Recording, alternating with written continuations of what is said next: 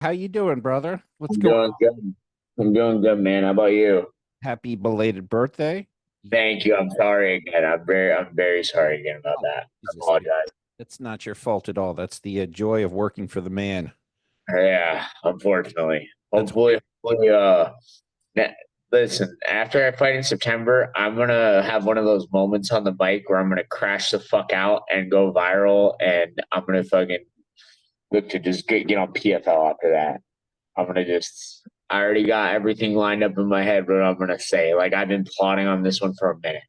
I love it. I have not scouted the next opponent, and I don't know if you're going to announce that or if it's too early to I'm do gonna, that. I'm gonna, I'm gonna hold off a little bit because it's still in the works, but I'm pretty sure we're gonna be good to go. That's awesome. That's They, fucking they they tried to have me do it on short notice yesterday. I would have thought yesterday, but with coming off, I took too much. I took some good amount of time off after last fight to let my body heal and all that. yeah. Got back today, so we're good. We're ready to rock now. I love hearing it. And we'll talk offline about I got to get you something to help with that recovery because it's a miracle. I mean, I'm able to walk, without pain for the first time in fucking 10 years now. Good And man. it's completely legal and it's you need it. Your body basically loses it over time. So as a child, you have a lot of this recovery ability. And as you get older every year, you just have less and less unless you replenish it. So it'll change. I think it'll change you a lot for just joints and fucking little tears and all that shit that happens doing anything, shit when you're my age, sleeping can be very painful. You'll be like, fuck, my shoulders out. How did that happen? Dude, Uh, the last fight, man, I slept on the couch because my neck was so fucked up. I couldn't sleep in my bed. My body would sink a little bit too much and I'd be a little bit just like too extended. I couldn't sleep at all. I had to sleep on the couch my last like 3 weeks before I fought yeah. because I had so much inflammation in between one of my I think it was like my C4 on my neck and it was just so uncomfortable. But in time it was like a little herniation, but in time got better. Felt good on fight day. Let's just say that. So It's amazing how that stuff clears up when the adrenaline hits, right? Um, yeah, you're like, I can't sleep all week, and then it's gone for a little bit, and then afterwards, you're like, okay, the car crash did happen. It fucking hurts again. But is it because your couch has that extended, like a real hard, the extended elbow, basically, so you can keep your head up and not have it? it's more so I'm not sinking down on it, so my body's like my I stay on like a flat plane that's not really like my hips don't sink too much. I'm a side sleeper too, so I couldn't turn on my right side because anything that extended my neck too much on my right side like this would bother me. But if I slept on my left side and my neck was straight or on my back, totally fine. Yeah, the finding a right pillow too is a pain in the ass. Finding the right bed Oh, and yeah. pillow is not easy to do. I mean, I've gone through so many different types of pillows just to find something that works, but it's a pain in the ass. None of them are perfect. Uh, Yeah. so we got a good card today. I feel bad for the fighters in the UK. Do you know about the timing? Yeah, it's late. It's early as shit for them, ain't it? It's like 3 in the morning is when the card starts their time. So it's going to be on here. I think it starts here at 8 o'clock. That, dude. So they get the joy of fighting in front of their home crowd. Their home crowd has to fucking be there for at 8 o'clock or 3 o'clock in the morning. These fighters are going to be going on at like 5 a.m. Dude, your circadian rhythm has to be so fucked up over there. I mean, oh my God, I would not like it. I would not like it. None of them, and here MMA fans are so fucking annoying. Patty the Batty just explained this.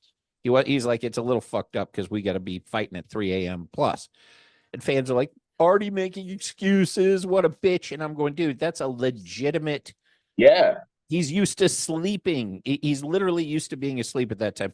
You have to change your whole training time. You have to literally start fucking sleeping during the day and training at like 1 to 4 in the morning. Waking up, sleeping in, or going to bed at like 4 a.m. and waking up at fucking 3 p.m. and shit like that. It sucks. Just to get used to at least for 2 to 3 weeks before the fight, just so you're not asleep. And the same thing happened. Nagano went on the Rogan podcast and he explained what happened with the timing there with the Joshua fight. Oh And yeah. yeah, he didn't make excuses. He goes, look, they gave me inaccurate information. They gave Joshua accurate information. They told me to be that we were going to fight at midnight, so they picked me up at 10:20. Oh And yeah. He sat at the venue till like 3:30 a.m. and he saw it pop. yes, so Anthony Joshua gets there at 1:25 a.m. He's been there since 10:30, and he's already warmed up. And at that point, like his body's completely ready for sleep. He wasn't prepared for that at all. Obviously, Joshua was. So he's ready to fucking pass out. By this time, with the way he trained, he had actually trained for the fight at midnight. Oh So yeah. trained properly for that. But 3 hours after you finish training, after you're done with that, you're usually going back, showering, eating, maybe passing out. I mean, it's 3 in the morning, 3:30 in the morning. So that is a big thing. And he was very complimentary. He goes, look, if somebody was going to do that to me and flatline me, is basically going to be Anthony Joshua. The guy's a great fighter, which is why I wanted to fight him. But that is a factor in MMA. And again, people are like, excuses, what the fuck? Dude, that's a legitimate thing. If your Yeah. body's telling you it's time to sleep, it's very difficult to go. It's the one sport. It's not like tennis where you have a little lapse and you lose a point. Yeah. You have a little lapse when you're fighting, you lose consciousness. One lapse, that's all it takes. So this is a big factor today, I think, for the British fighters. Usually I would be all over the home team.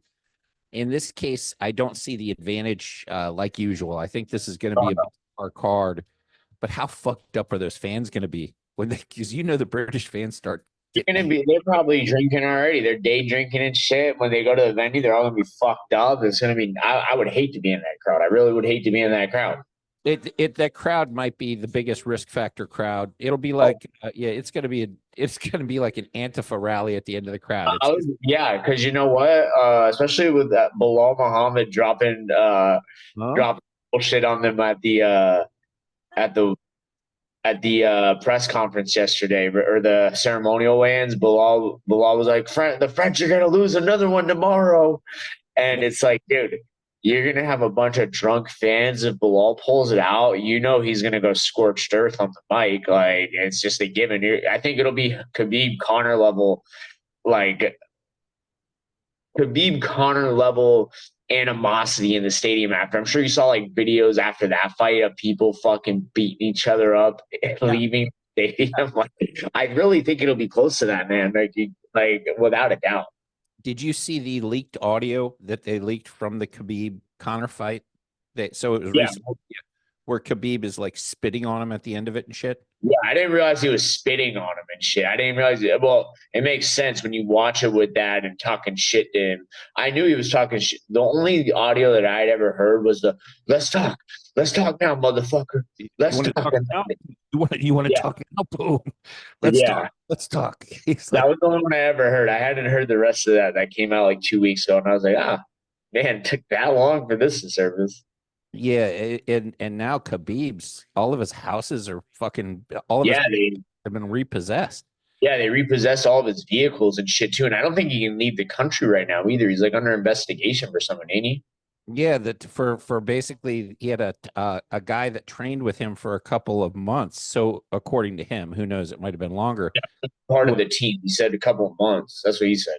Yeah, so and Russia does not fuck around like that. Hell, So they were like, oh, this guy's getting formal training, terrorist training from Khabib's camp. So they seized all his assets. So I don't know what's going on there, but that's not good. Khabib might be going to Russian prison, deeply put away. The good news is if he's in there, he should be able to take care of himself pretty well, I would imagine. oh yeah. I don't think the other inmates are going to have a good time with Khabib in there. He's going to be running shit. But that's still pretty fucked up. Or who knows? Maybe all his assets will get seized and he has to come back and fight again. Yeah. It may happen. Although the Russians would probably seize those assets too to wrap that up. They'd be, oh, you just made $5 million.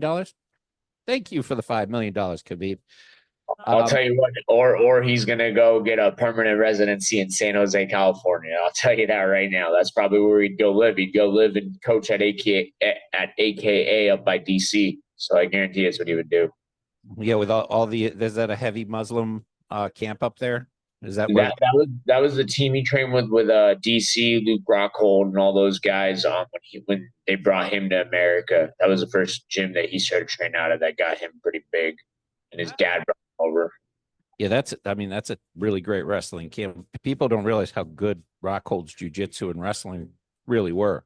Rockhold's a menace, man. That guy, like watching videos of him like flow rolling with Michael Chiesa and just like tapping this guy from fucking everywhere. He hit him with like 3 inverted triangles in Jesus. less than minutes, and it was like this guy's sick, man. I'm surprised he didn't wrestle.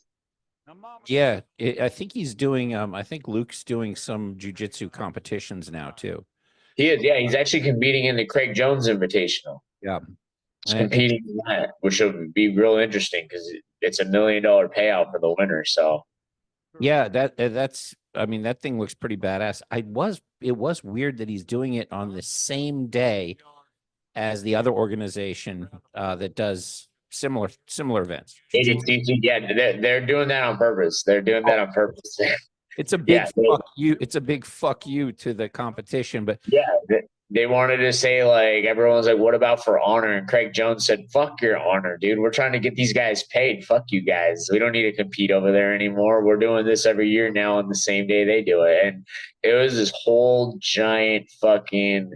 I was keeping track of it on Instagram because the Craig Jones Invitational. Craig's doing a real good job documenting all the little fuck yous he's giving them every time, and it's hilarious, dude. You got some big names on that too. You got both Rotolo brothers.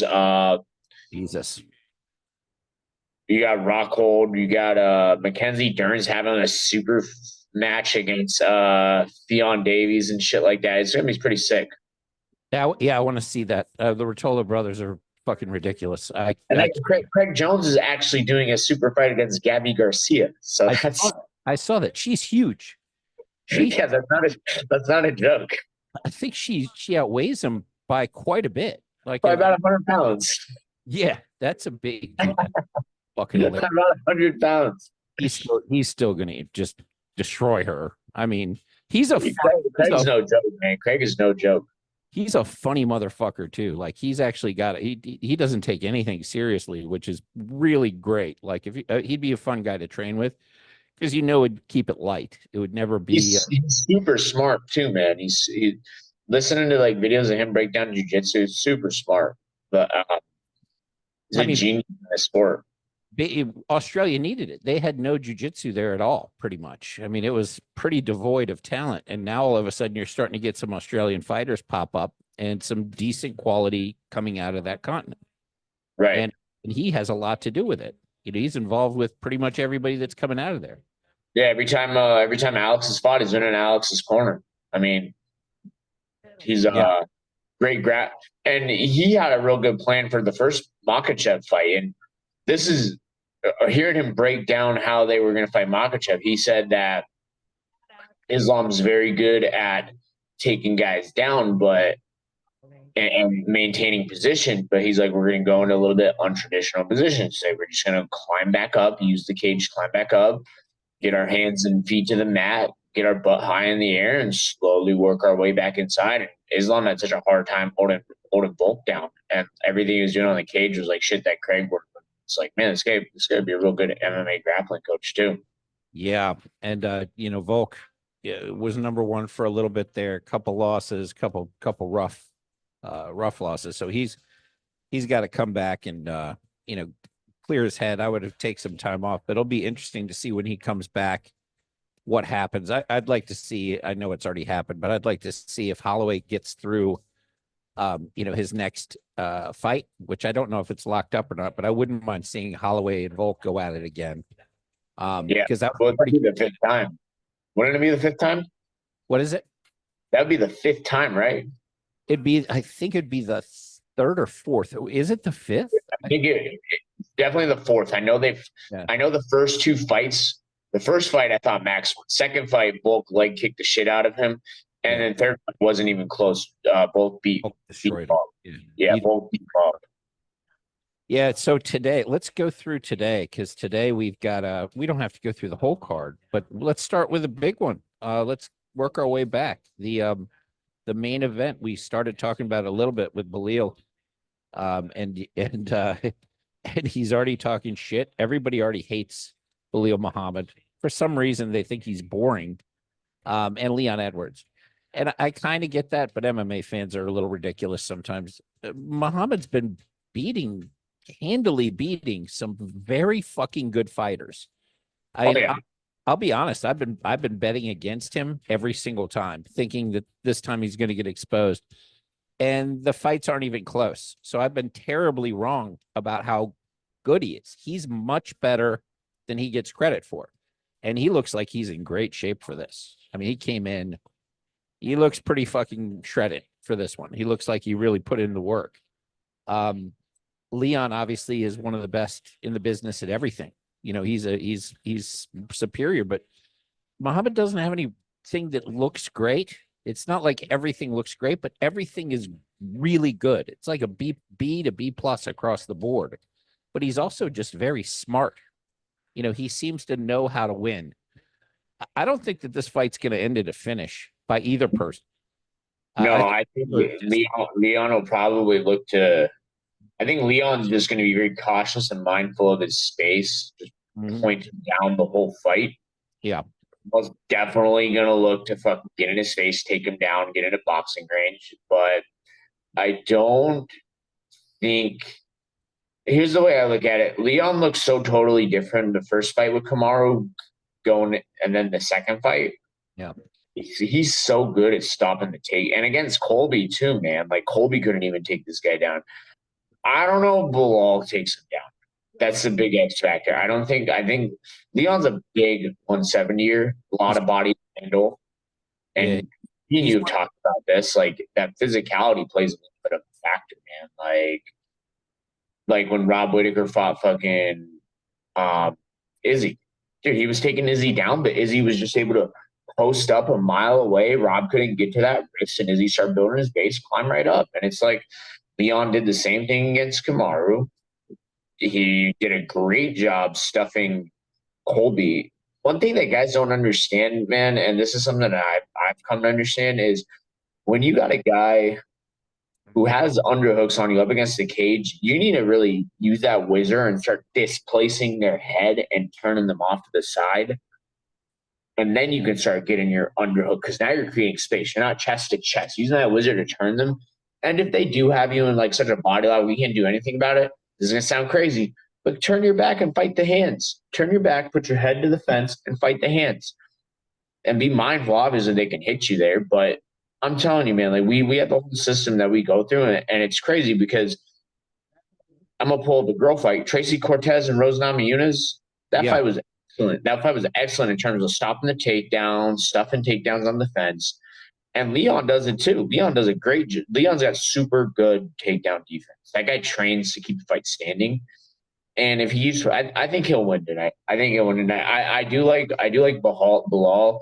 Everyone does say he's a boring fighter. That guy's got a tank for days. I'd say he's like a Colby with better striking. I yeah. think he strikes a little bit better than Colby. More power, definitely. Yeah, 100%. But with that being said, I don't think he gets it done. I think Leon's a little too much right now. I think Leon's just primed up right now, and I don't think Bilal's gonna be the one to stop him this time. Yeah, I've been kind of going back and forth on this, and I've settled on the fact that I think Leon's going to make it a boring fight. People say that Bilal's the boring fighter.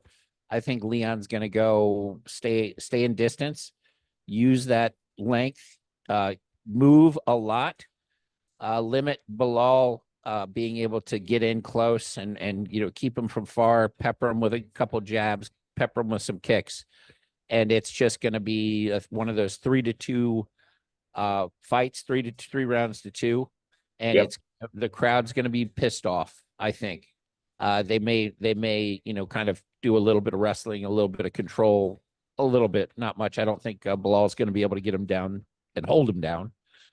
So I think at the end of the day, this is going to be a pretty shitty main event, and I hope I'm wrong, but they're both just so good that sometimes when you have two really good fighters that don't have any weaknesses like that, it can be a very boring fight. And I just see this one going that direction. But I do think at the end, Leon squeaks one out. He's the champ. You got to beat the champ. But who knows? I think it's going to be a lot closer than people think. I don't think Bilal's going to roll over for anyone, and he certainly could win this fight. Leon he doesn't put a lot of output out. He doesn't throw a lot of output, not a lot of punches, not a lot of kicks. Tends to be very effective with his striking, but he's not throwing a whole shitload of stuff at people. So Bilal could outwork him. He could just throw more shit. And the judges might, even if they're not landing as much, the judges might say, hey, you know what? This guy's bringing the energy, bringing the action. They might give him some close rounds because of it, and he might squeak out a victory that way. And I think that will be an X factor. Something that Colby didn't do is Bilal is going to have to. He's going to have to come forward this way. He's going to have to non-negotiable. It's not Leon will take the center, but Leon's not going to come down on the fight. I think Bilal is going to have to be bringing the action to him because Leon will sit right in the center of the cage and point him all fight. He's cool with that. He's done that before, but I mean, he's a great fighter. And was saying that it's crazy to think that we could have been living in an alternate reality where Diaz beat him and none of this would have happened. Right. Or the Usman kick in the final round. If Usman just waited or just caught one kick, Usman was winning that fight, would have won that fight. And we'd be again in an alternate reality. If Usman had won that fight, he's not taking a fight on 10 days notice and losing to the Wolf. It's never right. So it would be a whole different world, like completely different world. It's amazing how these tiny little things just change the entire trajectory of many careers and the sport in general. So the other, I mean, which one do you want to talk about next? And we could talk about the Aspinall Blades fight. It's kind of an interesting one, right? Before we get into that one, and Sure. this prelim fight, and an early prelim fight, and there's a lot of bad blood animosity. Have you heard about the Mokaev and Manel Cape situation going on? No, what's bring me up to speed on what's happening with those two? Okay, so Mokaev sucker punched Manel Cape like yesterday or something, I believe. Oh shit. Sucker punched him. But going back, we got to fast forward with some context. Manel Cape split Mokaev's head open in training at the PI, and they're gonna fight each other. Like I don't know how the timeline on all this stuff. I'm reading. I literally read it like an hour ago. I'm like, what the fuck? These guys are. Why would you be training with someone you're gonna fight against a couple weeks ago? Because you can see the scar on Mokaev's head. And I guess Mokaev sucker punched him, and you already got some animosity going in this fight now too. And you got,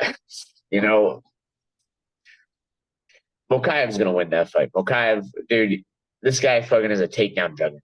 Like, yeah, everyone thinks like Habib was, and Islam will stand and bang with you. Mokaev's gonna go out there and take you down. So. He's undefeated for a reason, and Yeah. Cape is not a great person at defending the takedown. He's not. Yep. He's more of a striker. It's going to be. I think we're going to see a fairly quick murder in that one, or at the very least, it could just be him, Mokaev, on top the whole fight. You know what I mean? Right. But I agree with you. I did not know that. Man, poor Dana White. Because I was reading this today. I was like, what the fuck? Like, I didn't realize. I would think like the fight would be canceled to be sucker punch. Eric Nixick did a video talking about it like a couple hours ago. They put it out, and he's like, "Yeah, just gonna confirm that Mokaev did sneak up and fucking sucker punch Cape, like something crazy." Like I was like, "What the fuck, dude?" Like the one thing Dana White has to deal with is shit. One thing that he should know is when he signs you, he's not gonna have to deal with you sucker punching people before fights. Yeah, that's not what you do. That's not you're not a fucking wild card like that. But he's got to deal with some animals. These are fighters. There's some fighters that are very calm and pragmatic and brilliant and probably whip your ass at chess just as much as they would in the ring. And then there's some fighters that are just fucking animals. And it sounds like Mokaev's one of those. Yeah, He's take the second to set them up, like Strickland jumping on DDP in the crowd. It's fucking yeah, Strickland, that just made perfect sense to me too. He was such a gentleman. Excuse me, can you move for a second? Wow. Just yeah, jumps in to fucking fight. He was funny. He trained with Alex Pereira Strickland, and yeah. he goes, we need to study you, Pereira. There's something with your power that doesn't make sense. I don't know how the fuck you throw with so much power. So he was very complimentary of Pereira's sparring and his power. I think Jake Paul should probably not talk about Alex Pereira quite so much. Yeah, that's he's signing a death note there. Because Alex coming from a guy who primarily was a kickboxer and a bigger dude, and in his prime right now, that's you're signing a death note right there.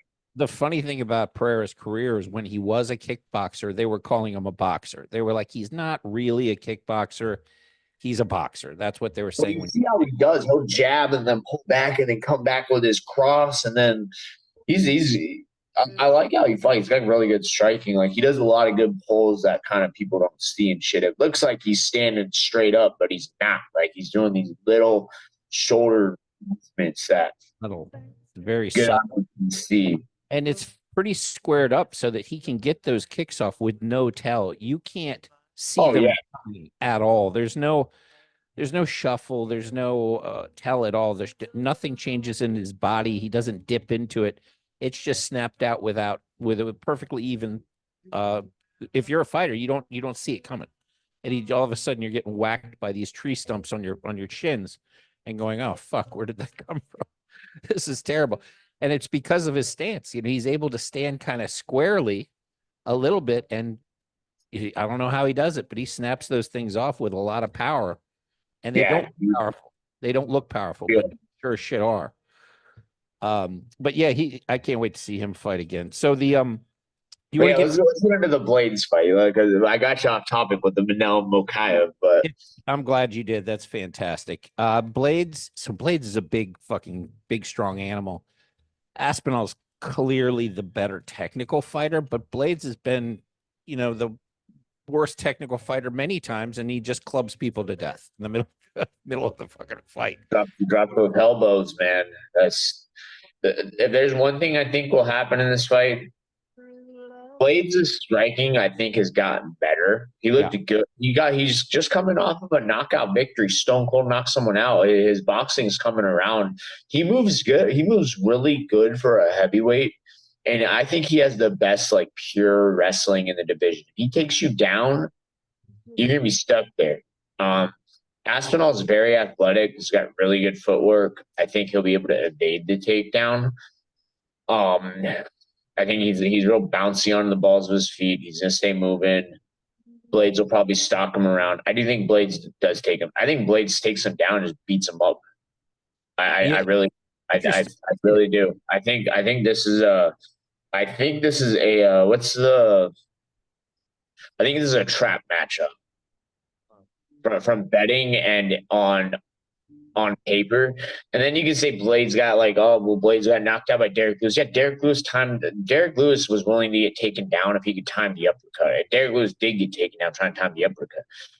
I think Aspinall is also going to be very well aware that the takedown is going to come, and he's going to be counting on it, and that's going to give Blades the advantage to set some stuff up top, and then eventually get into his level changes, mix things up. I think Blades would be able to work in his takedown. His boxing looks good now. Aspinall hits like a truck, though. That's the one X factor, and Blades don't like getting hit.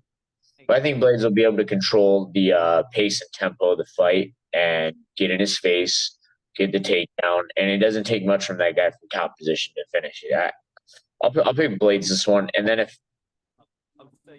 Curtis doesn't win, I'll be full bore Tom Aspinall believer. I'm a believer now, but I think Blades is just the toughest matchup in We have not seen Aspinall on his back. Right. And this is what I want to see. Yeah. If for all we know, he might be fucking terrible off Yeah.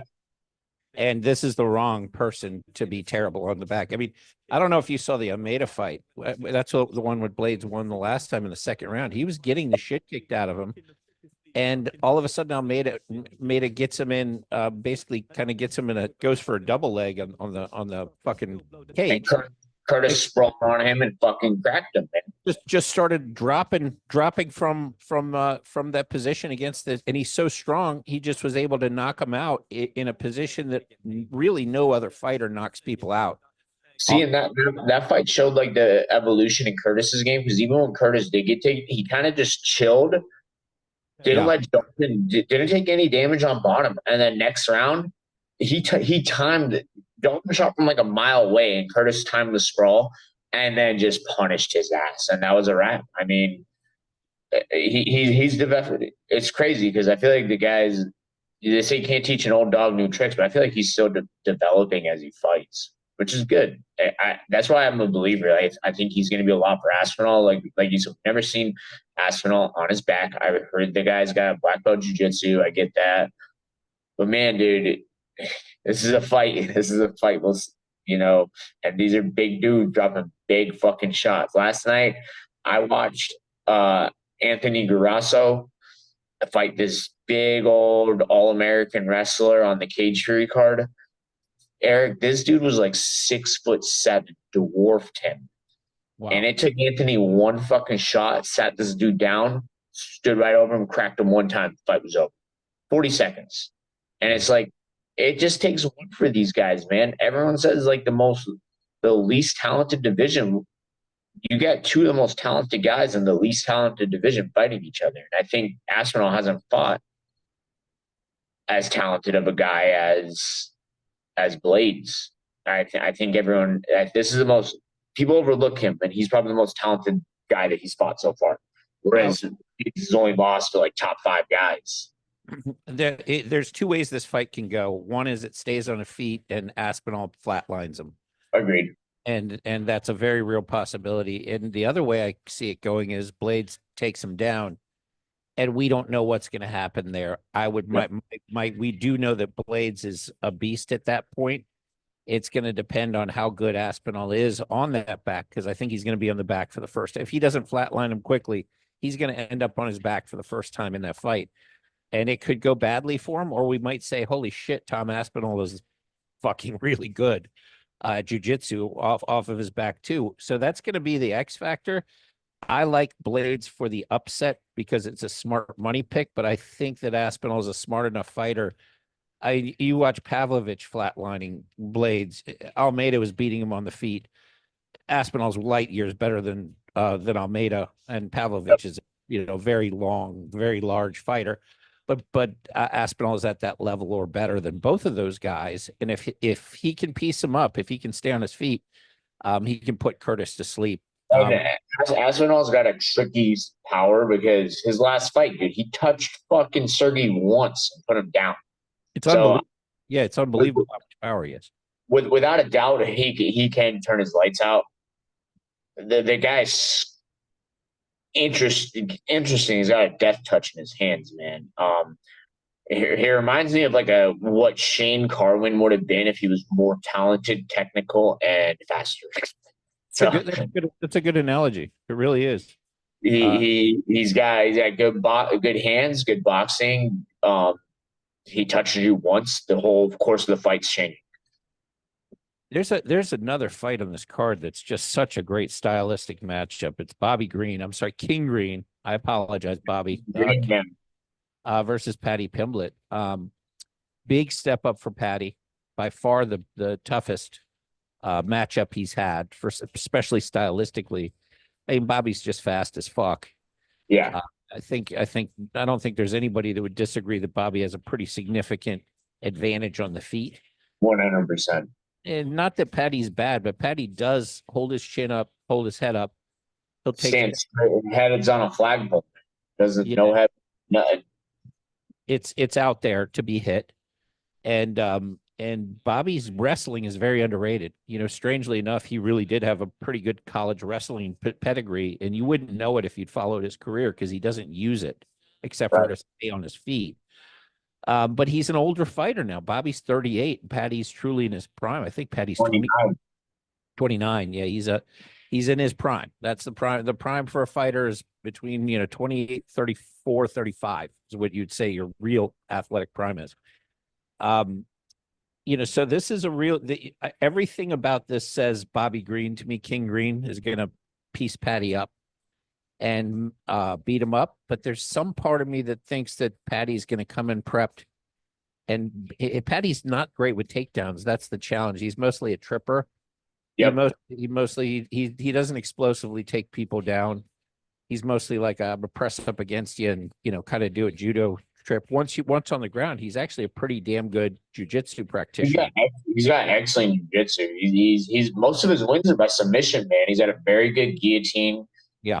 He's very good at getting to the back and finishing. He's really good, and I think if he wins, it'll be by submission. I think he can choke Bobby out. That's you know what? That's a hot take, but I think Patty will win by submission. I don't know how he gets there, but I think he'll fucking figure out a way because he can't stand in front of Bobby for 3 rounds. Jared Gordon was lighting fucking Patty up, and Bobby will light him up. So light him the fuck up. Yeah. I don't know how Patty gets there, but I have a feeling he's going to get there. And for the life of me, I don't know how it's going to happen because he's not the type of takedown artist that's going to be able to go up and get Bobby. Bobby's great at takedown. No, he's horrible. He's got horrible wrestling. He's got excellent MMA grappling, but his wrestling to get into it is terrible. Yes, it's terrible. So how he does it, I don't know. It might be Bobby.